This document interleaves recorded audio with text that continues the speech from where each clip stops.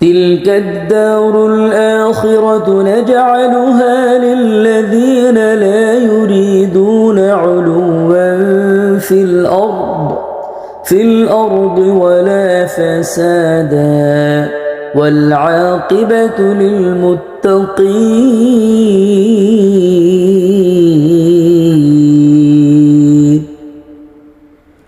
মহান রব্বুল আলামিন ইরশাদ করেন, পরকালের আবাস আমি সেসব লোকের জন্য বিশেষভাবে নির্দিষ্ট করে দেব যারা জমিনে নিজেদের শ্রেষ্ঠত্ব প্রতিষ্ঠিত করতে চায় না এবং বিপর্যয় সৃষ্টি করতেও চায় না। আর পরিণামের চূড়ান্ত কল্যাণ কেবলমাত্র মুত্তাকী লোকদের জন্যই।